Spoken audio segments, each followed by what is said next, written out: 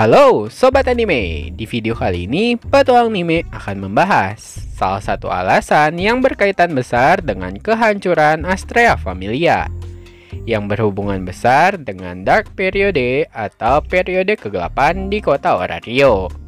Sebelum nonton videonya, klik subscribe, like, dan lonceng agar kalian dapat update terbaru dari anime kesukaan kalian. Tentunya bagi sobat anime yang sedang menonton anime Danmachi Season 4, tentu akan bertanya-tanya mengapa bisa Astrea Familia yang memiliki petualang berlevel 4 dan lebih kuat sebagainya dapat hancur dengan mudah di periode kegelapan Danmachi. Oleh karena itu, petualang anime akan mencoba menjelaskan tentang apa itu periode kegelapan dan seberapa berbahayanya yang Ryu dan kawan-kawan hadapi selama waktu tersebut. Oke, berdasarkan istilahnya, Dark Period dikenal oleh semua masyarakat Orario adalah istilah untuk era di mana sekelompok familia radikal dan dewa-dewa yang radikal disebut dengan Evilus dapat berkeliaran dengan bebas di kota Orario. Oleh karena itu, mereka bahkan dapat melakukan segala macam tindakan keji seperti mimpi buruk di lantai 27. Usut punya usut, sejarahnya itu dimulai ketika Zeus dan Hera Familia yang merupakan familia terkuat di Orario. Dari 1000 tahun yang lalu, mereka gagal mengalahkan One Eye Black Dragon 15 tahun yang lalu. Hasil kekalahan itu sangat melemahkan Zeus Familia dan Hera Familia, yang akhirnya menyebabkan pengasingan dari Zeus dan Hera yang diusir keluar dari kota Orario. Mengambil keuntungan tersebut, sekelompok dewa dan dewi dari familia yang berpikiran radikal, mereka kemudian bersekutu untuk bergabung demi menghancurkan kota Orario, yang mana mereka bergabung dengan nama teroris yaitu Evilus. Akibatnya, kota Orario berubah menjadi tempat yang sangat mencekam.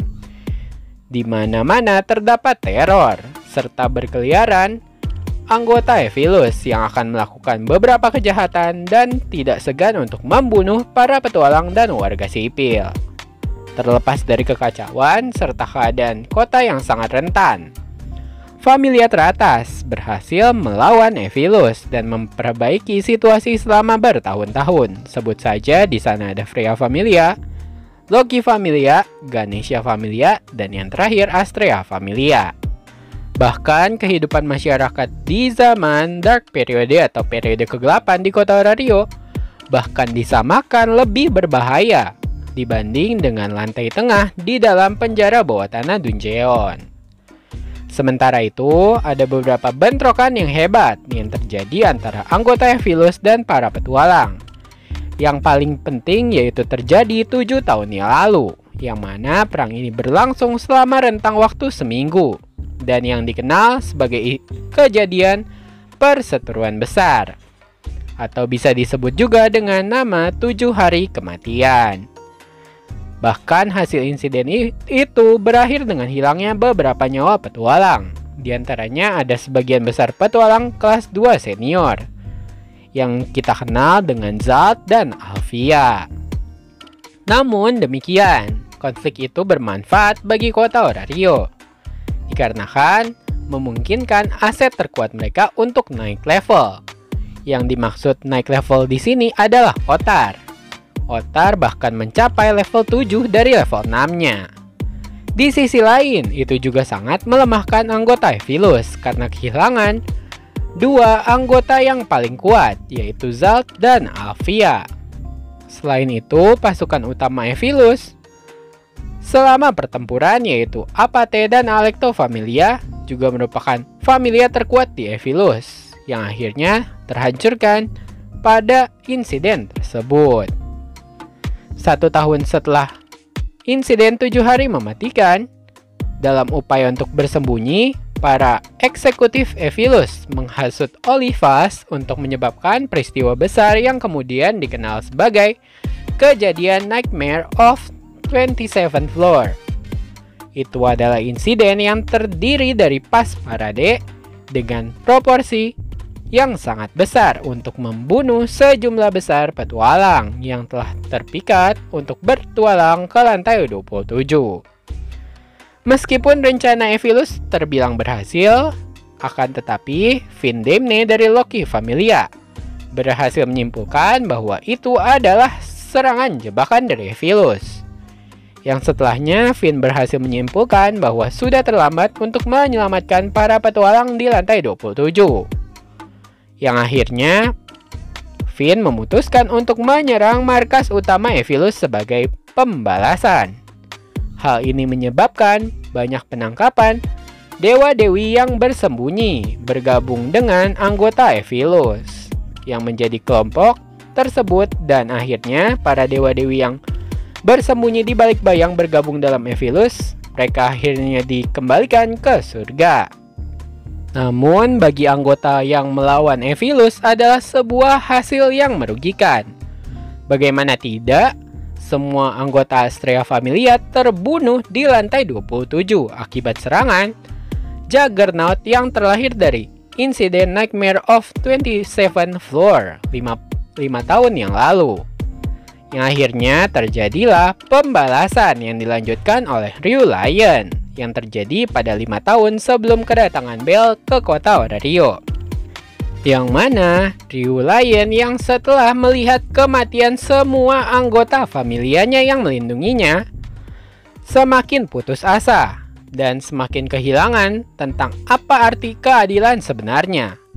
Walaupun Ryu Lion dan teman-temannya, sebut saja Alice, Kaguya, dan sebagainya sudah menolong banyak orang, akan tetapi pertolongan yang mereka berikan ke masyarakat Orario justru terbalik dikarenakan anggota Ephilus justru menjadikan mereka sebagai sasaran empuk.